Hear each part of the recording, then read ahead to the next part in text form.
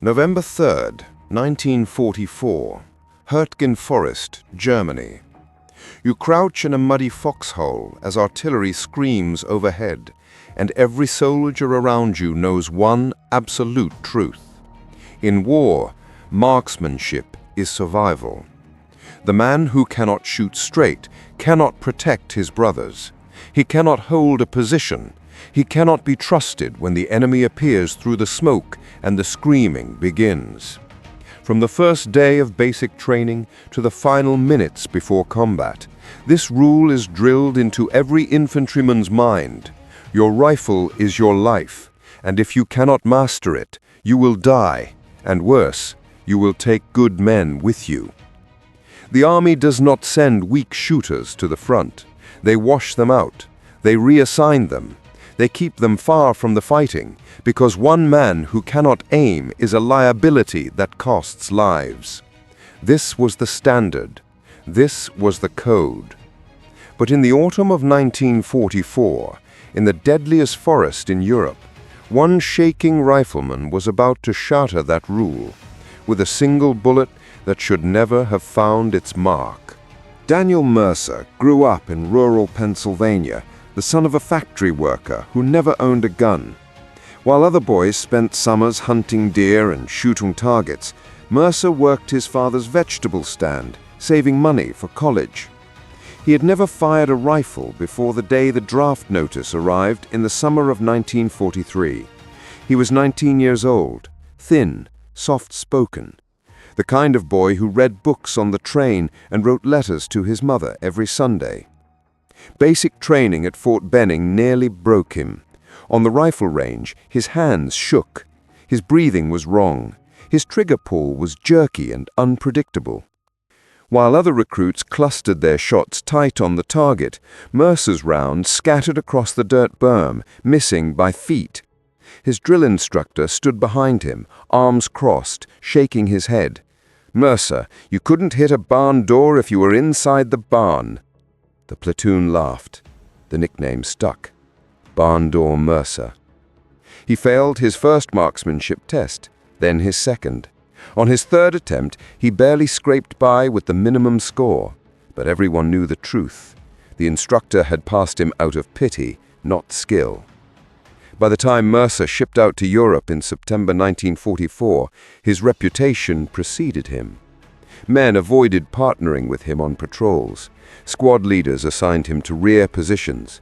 His own sergeant, a hard-edged veteran from North Carolina named Hayes, pulled him aside one night before they moved to the front. "Listen to me, kid. You stay behind me in every fight. You do not fire unless I tell you. You do not take point. You are a danger to yourself and everyone around you." Mercer nodded. He knew it was true. The Hürtgen Forest was waiting. It was a meat grinder, a dense, dark woodland on the German border where the Wehrmacht had turned every tree into a fortress. The Americans called it the Death Factory. Entire divisions went in and came out shattered. Soldiers froze in their foxholes. Mortar shells detonated in the canopy, raining shrapnel down through the branches. The Germans had the high ground, the fortifications, and the will to bleed the Americans dry. Mercer's unit, part of the 28th Infantry Division, was ordered to take a ridge overlooking a supply route. It was a suicide mission disguised as strategy. They moved out at dawn on November 3rd. The forest was silent, except for the crunch of boots on frozen leaves. Fog rolled through the trees, thick and gray, cutting visibility to 20 yards. Mercer's hands were numb. His rifle felt heavier than it ever had in training. Hayes moved ahead, motioning the squad forward, and then the first shot cracked through the fog. Private Collins, the youngest man in the platoon, dropped instantly. No scream, just the wet thud of his body hitting the ground. Everyone dove for cover. "Sniper!" Hayes roared. "Stay down!" Another shot, another man hit, this time in the shoulder, spinning him sideways into the mud. The sniper was invisible. Somewhere deep in the tree line, elevated, patient, and deadly accurate. The platoon pinned down behind fallen logs and shallow craters. Medics tried to crawl forward to reach Collins, but another round snapped past, forcing them back. Hayes scanned the forest with binoculars, searching for muzzle flash, movement, anything. Nothing. The sniper had them trapped. You are Daniel Mercer, and you are watching your brothers die. Collins lies 15 yards ahead, motionless in the mud. The other wounded man, Jefferson, gasps and clutches his shoulder, blood seeping through his fingers. The medic crouches behind a tree, helpless. Hayes curses under his breath. "Where the hell is he?" Another shot. The round punches through a tree trunk inches from Hayes's head, spraying bark. The sniper is toying with them. He knows they cannot move. He knows they cannot see him. He is taking his time, picking shots, bleeding the squad slowly. You press your face into the frozen dirt and feel your heart hammering against your ribs. Someone has to stop him. Sergeant Hayes calls for the platoon's designated marksman, a calm Texan named Porter who could thread a needle at 300 yards. Porter low crawls forward, rifle slung across his back, moving toward a better vantage point. He rises slightly to scan the tree line. The sniper's bullet hits him square in the chest. Porter falls backward, dead before his body settles. The platoon goes silent. The best shooter they had is gone. No one else has the skill to make a counter-sniper shot, especially not through fog at unknown range against an invisible enemy. Hayes slams his fist into the ground. "We're pinned. We can't advance, we can't retreat, and that bastard is going to kill us one by one." You swallow hard. Your mouth is dry. Your hands are shaking, but not from fear this time. You see something. It is so faint you almost dismiss it. A flicker, a shimmer in the fog, far to the left, maybe 200 yards out, high in the trees. You have seen this before. Not in combat, not in training. On the rifle range, when you were struggling to aim, when your hands trembled and your shots scattered, you learned to notice what others ignored. Micro-reflections, tiny shifts in light, the way moisture in the air catches glass. And right now, deep in that fog, you see it again. A glint, barely visible, gone in an instant. Glass, a scope. You know where he is. "Sarge," you whisper. Hayes does not even look at you. "Shut up, Mercer. I know where the sniper is." Now Hayes turns. His face is hard, streaked with mud, his eyes burning with frustration. "You don't know a goddamn thing. I saw a reflection, left side, high angle, maybe 200 yards. You can't shoot, Mercer. You couldn't hit a target at 50 yards in training. You think you're gonna nail a sniper through fog at 200? Someone has to try." Hayes stares at you. For a long moment he says nothing. Then he shakes his head. "You're going to get yourself killed. We're all dead if he keeps shooting." Another round cracks past, slamming into the dirt near Jefferson. The wounded man flinches, whimpering. Hayes exhales slowly. He looks at Porter's body. He looks at Collins, bleeding out in the mud. He looks back at you. "Fine. You want to die a hero? Go ahead. But if you miss, you stay down. You do not give away our position again." You nod. Your hands are shaking as you check your rifle. The M1 Garand feels foreign in your grip, even after months of carrying it. You have never made a shot like this. You have never made any shot that mattered. But you have no choice. You low crawl forward, moving slowly, keeping your body flat against the ground. Every few feet you stop, listening. The forest is silent except for the distant rumble of artillery and the shallow breathing of the men behind you. You reach a fallen tree and brace your rifle against it. You scan the tree line, searching for that glint again. Nothing. Your breath fogs in the cold air. Your fingers are numb. You blink hard, trying to clear your vision. Then you see it. A reflection. Faint. Barely there. High in a thick oak tree, partially concealed by branches. He is looking through his scope, and in that instant you realize something that makes your blood run cold. He is looking at you. The angle of the glint means his scope is pointed in your direction. He knows someone is trying to spot him. He is scanning, searching, waiting for movement. If you move, he will see you. If you fire and miss, he will kill you before you can reload. You have one shot. Your hands are shaking worse than ever. Your heart pounds so hard you can feel it in your throat. You rest your cheek against the cold wood of the rifle stock and try to steady your breathing. 200 yards, through fog, at a target you can barely see, against a trained enemy sniper who is actively searching for you. This is impossible. You think about Hayes, about Collins, about Porter lying dead in the mud, about Jefferson bleeding out while the medics wait helplessly. You think about every insult, every laugh, every time someone whispered that you were going to get someone killed. Maybe they were right, but not today. You exhale slowly. Your finger rests on the trigger. You align the sights as best you can, aiming for that faint glint deep in the tree. The wind shifts, the fog swirls. The glint disappears. Panic floods your chest. You have lost him. You move the rifle slightly, searching, desperate. There. The glint reappears, sharper this time, closer. He is aiming at you. You do not think, you do not breathe, you do not pray. You squeeze the trigger. The M1 Garand kicks hard against your shoulder. The shot echoes through the forest, deafening in the silence. For a heartbeat, nothing happens. Then, 200 yards away, something falls from the tree. A body crashes through branches, tumbling downward, landing with a heavy thud in the undergrowth. The German sniper is dead. The forest goes silent. You lower your rifle, hands still shaking, breath coming in short gasps. Behind you, Hayes stares in disbelief. "Holy shit," someone whispers.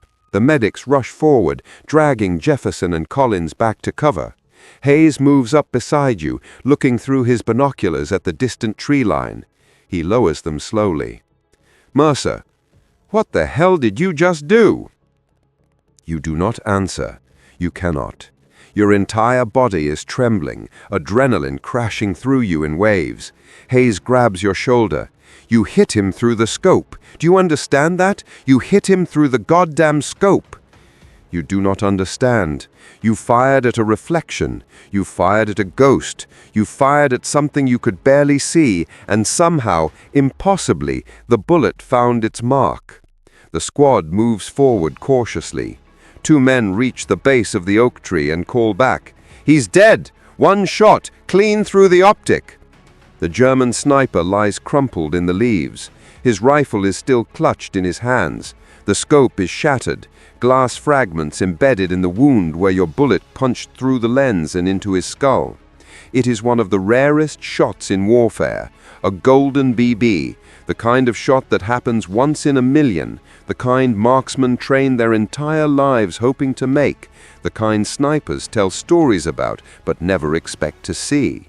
And you, Daniel Mercer, the worst shot in the platoon, the man they called Barn Door, just made it with trembling hands and pure desperation. The immediate impact is survival. With the sniper eliminated, the platoon advances. They secure the ridge, medics stabilize Jefferson and recover Collins' body.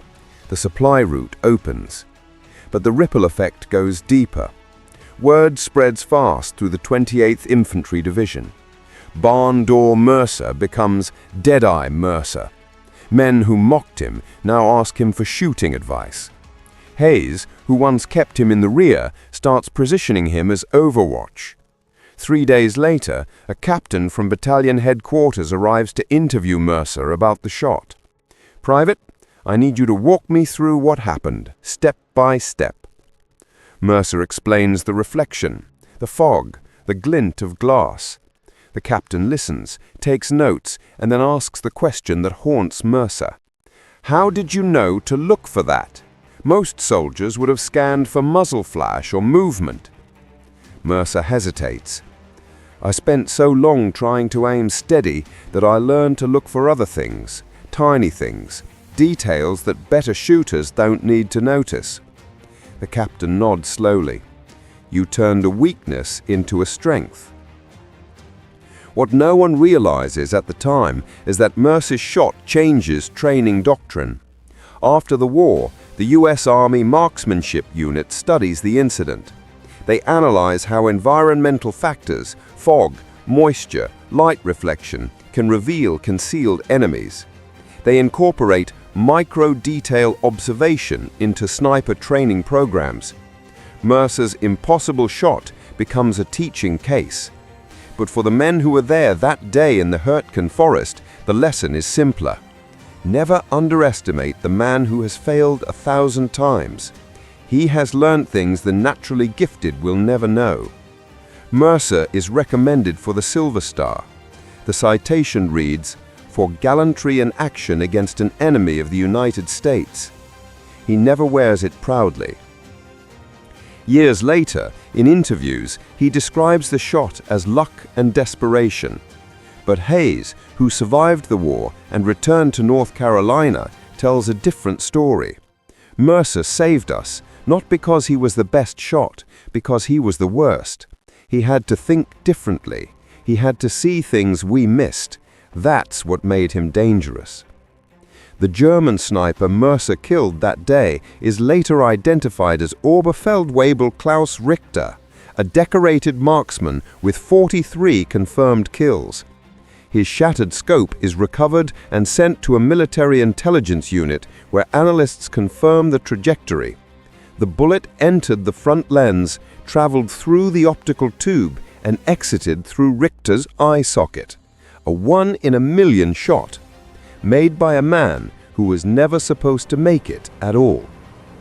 Daniel Mercer survives the Hürtgen Forest. He survives the Battle of the Bulge. He survives VE Day and comes home to Pennsylvania in the summer of 1945. He does not talk about the war. For decades, he works as a high school teacher, coaching baseball and teaching history. His students never know he was a soldier. His neighbors never know he was a hero. In 1994, 50 years after the shot, a documentary crew tracks him down. He is 70 years old, gray-haired, quiet, still soft-spoken. They ask him about that day in the fog. He sits in his living room, hands folded, and takes a long time before answering. People think I was brave. I wasn't. I was terrified. My hands were shaking so bad I didn't think I could even pull the trigger. Then how did you make the shot? He smiles faintly. I don't know. I really don't. I aimed at a reflection and hoped. That's all it was. Hope. But then he pauses, and his expression shifts. You know what I think about now? Not the shot, not the medal. I think about Collins. He was 18. He wanted to be a pilot. And Jefferson. He made it home, but he lost the use of his arm. Porter had a wife and a baby daughter. These are the men who mattered. I just got lucky. The interviewer presses. But your shot saved the platoon. Mercer nods slowly. Maybe, or maybe someone else would have figured it out. I don't know. What I do know is that every man who walked away from that ridge carried something with him. Some carried wounds. Some carried guilt. I carried the weight of knowing I was supposed to fail, and somehow didn't. He died in 2003 at the age of 78. At his funeral, 3 men traveled from across the country to attend. They were soldiers from his platoon, men who had been there that day in the Hürtgen Forest. Hayes, now elderly and walking with a cane, stood at the graveside and spoke briefly. Danny Mercer was the bravest man I ever served with, not because he was fearless, because he was afraid, and he acted anyway. That's courage. That's what we remember. Today, Mercer's story is taught at the U.S. Army Sniper School at Fort Moore, Georgia.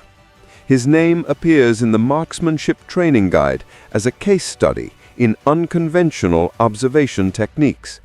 The shattered scope from Klaus Richter's rifle is on display at the National World War II Museum in New Orleans, accompanied by a placard that reads, "The Impossible Shot, Private Daniel Mercer, 28th Infantry Division, November 3, 1944. But perhaps the most powerful legacy is the lesson itself. Your greatest weakness can become your greatest strength if you learn to see what others cannot. Daniel Mercer was never supposed to be a hero. He was supposed to wash out.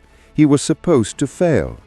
But on a fog-covered ridge in the deadliest forest of World War II, with his hands shaking and his brothers dying, he made a shot that no one believed was possible.